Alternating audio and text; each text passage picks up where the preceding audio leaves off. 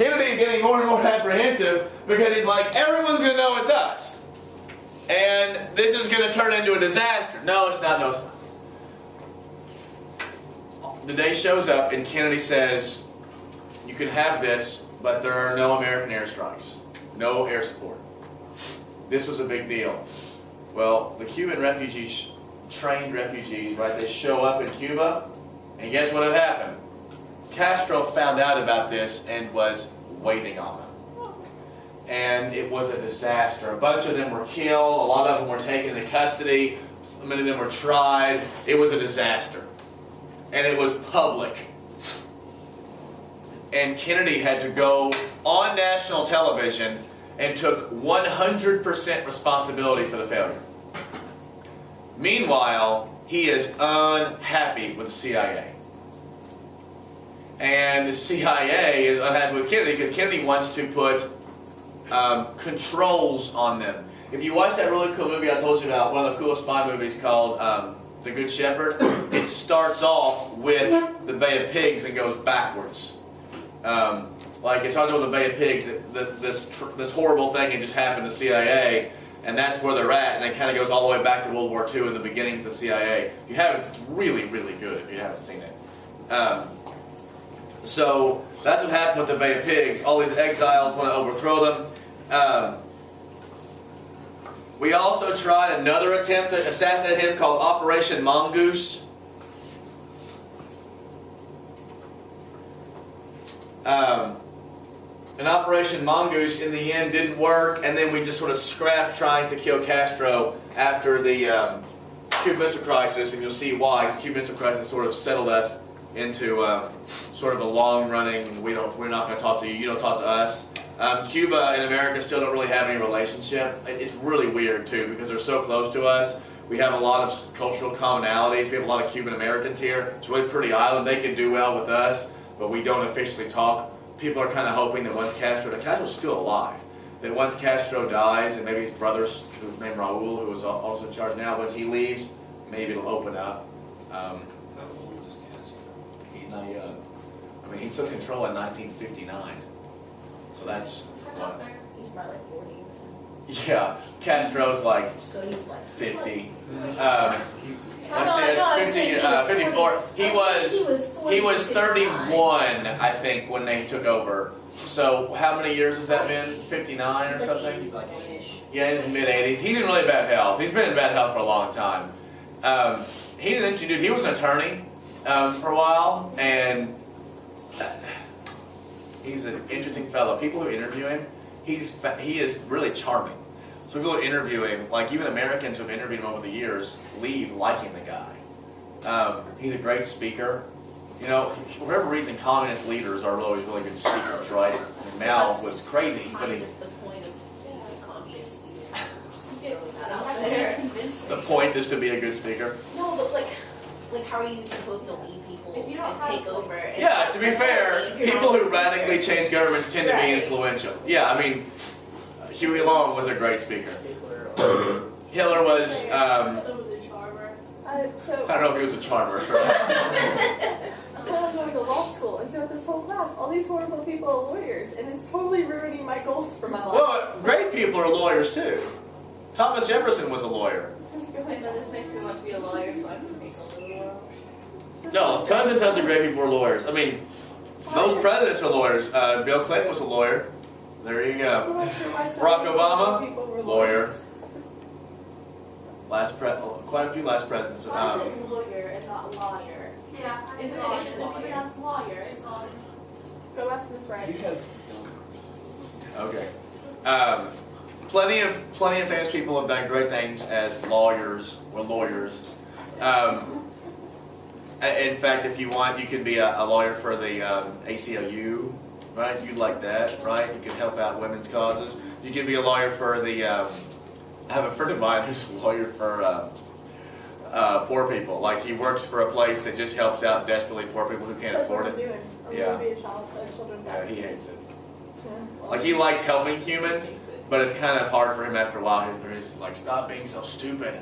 Yeah. Maybe if you weren't so dumb, you wouldn't be so poor. Oh my God. I mean, it's sad, but there's a really big correlation between the relationship between maybe not even like. Not dumb, it's No, bad decisions. You're just around people who make bad decisions a lot, so you get used to it. It's an ignorant. You don't know you're uneducated properly. Yeah. Well, everyone who's poor is uneducated, just saying.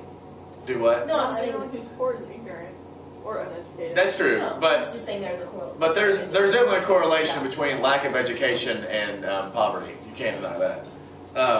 Okay, let's talk about the peace. Oh, we talked about the Peace Corps already. All right, let's talk about the Alliance for Progress. The Alliance for Progress. Latin America was not doing well at all. Latin America was po. And America was worried. If Latin America is po, what is the... Yeah, it's a fertile ground for communism. So the Alliance for Progress was kind of JFK's Marshall Plan. We're going to help stabilize this area and make sure that it is economically successful so we can combat communism before it ever starts. There are massive economic inequalities in Latin America. And this was supposed to help bridge the gap. This did not do this job. Latin America still has gigantic inequalities in many of its countries. The corruption is pretty rampant.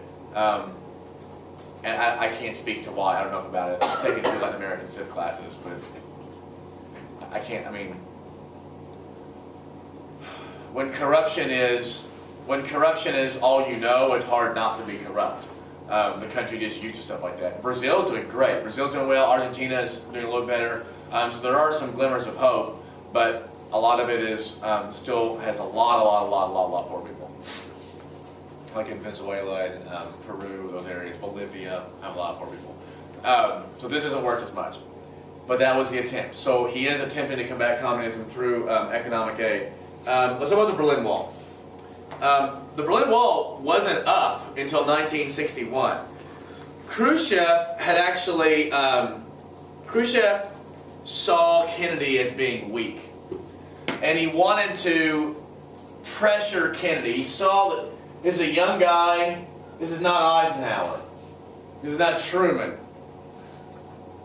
We think we can push this kid around. And so Khrushchev delivers a new ultimatum on Berlin. And starts ramping up its defenses to protect Berlin and take Berlin. And there's this ultimatum: leave or face military engagement. So what's Kennedy going to do?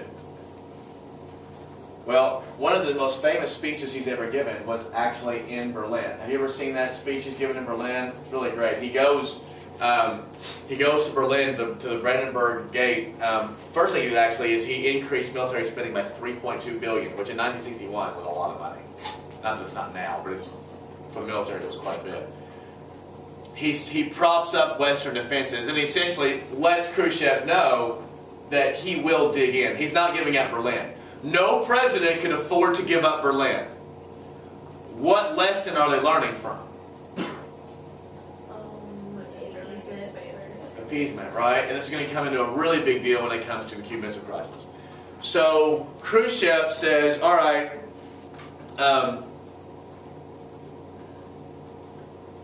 we need to stop all these people who are flowing to West Berlin, right, from East Berlin. We got to stop this, and we got to show the world that we're, I'm not going to be, Khrushchev puts this ultimatum. John Kennedy responds, and Khrushchev's response to Kennedy was building this massive wall in Berlin. And it went up really, really fast. Also, the Berlin Wall was not aesthetically pleasing. It was not like a gorgeous, cool brick thing that was like, neatly construction with architectural and, it was a big concrete slab with barbed wire all over the place and sentries every couple, every 40 or 50 yards or however long it was with guards, and if you try to jump over it, you got shot. Right? So this is now, not only is Berlin symbolically the middle of the Cold War, there literally is now a wall in Berlin separated the two. This is real, right? And the getting back and forth between the wall, if you're working, it was called Checkpoint Charlie. right? And people had, so in all these spy novels and stuff, Checkpoint Charlie was the place you had to get through. In Spy Games, there's a really cool scene about that with Brad Pitt. And so now it's heating up again, right? You have the Bay of Pigs. And by the way, if you're castaway to the Bay of Pigs, who just became your BFF? USSR. The Soviet Union did. They're BFFs. The Cubans are going to rely on the Soviet Union for trade, for cheaper goods, and military alliance. I'm not entirely sure you can blame them. We did try to kill them. Well, it makes sense from if you're Cuba and you're very small and you're 90 miles from your enemy, if you don't have a buddy, so from a strategic perspective, you're right. And it's not like we didn't think this was going to happen anyway, right? It wasn't a surprise. But now what's going to happen, on the other hand, is the Soviets are excited because if you look at our handy-dandy Cold War map, look, NATO is surrounding the Soviet Union, right? We have missiles here, and on the eastern, the eastern side, Japan's on this. So we are surrounding the Soviet Union. Look, even in Germany, that's not that far for missiles to get there. But the Soviets really don't have anything near us. In fact, other than Alaska, right? Or going over top. So like if we were going to fire missiles, we're going up. We weren't going around, right? That's the closest thing we have. But now they've got Cuba 90 miles away. And there's missiles that can actually get to, the continent really quick. How far could missiles go, Ben? By 1962, the missiles that were being put in Cuba, it was estimated that any place on the continental United States was in jeopardy except the biggest city that wasn't was Seattle. Okay. So they were getting there. Yeah. So a couple thousand miles. Yeah, a couple thousand miles. Internet, ICBMs, intercontinental ballistic missiles. Yeah. Okay. Cuban Missile Crisis. Our U-2 spy planes noticed, doing flyovers over Cuba, that there were Soviet engineers and Soviet troops in Cuba putting together missiles. And this data is given to Kennedy.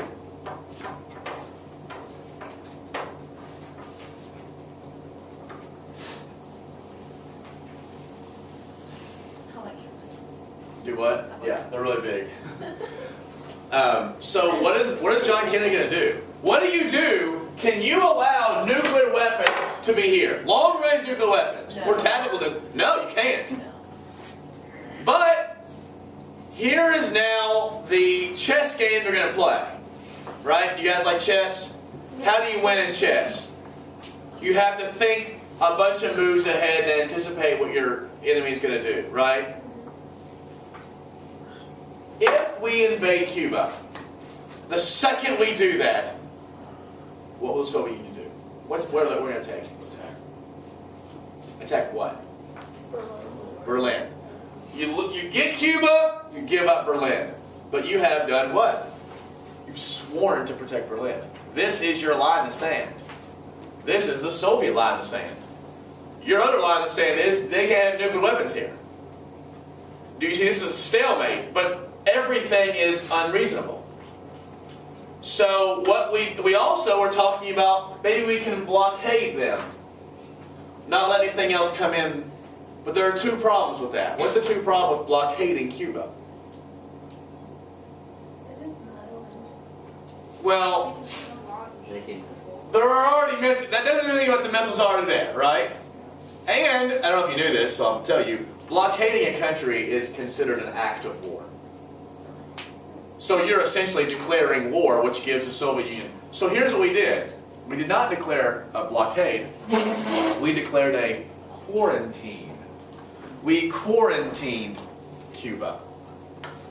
What that meant is we allowed food and rubber duckies and things to go into Cuba, but we decided not to let missiles in. We're going to quarantine missiles.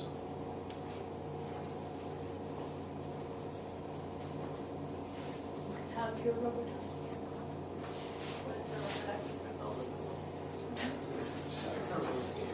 Those So are like, how would actually we quarantine? Like, we would just stay out there and not let anyone we put ships 500 miles outside of Cuba, and Soviet ships coming in. We're going to get to it because that's going to be high drama here in a minute. This lasted 13 days. If you want to see a really cool movie, it's called 13 Days with Kevin Costner in it. John Kennedy, remember I said was a really big into history? Every single conversation in the White House was taped. In the Oval Office was taped. And so a lot of this movie literally is word for word what Kennedy and Bobby Kennedy were saying to each other. And if you're curious, it ain't PG, right? My first year teaching, I was so stupid. I showed 13 Days. The kids loved it. Every fifth word was the F word. I did not get a parent permission, nothing. So Sarah, have you not been fired yet? No idea. I really have No idea. I really don't know. I will say this, I used to show All the President's Men after the AP exam, and it has tons of F words, but it's PG.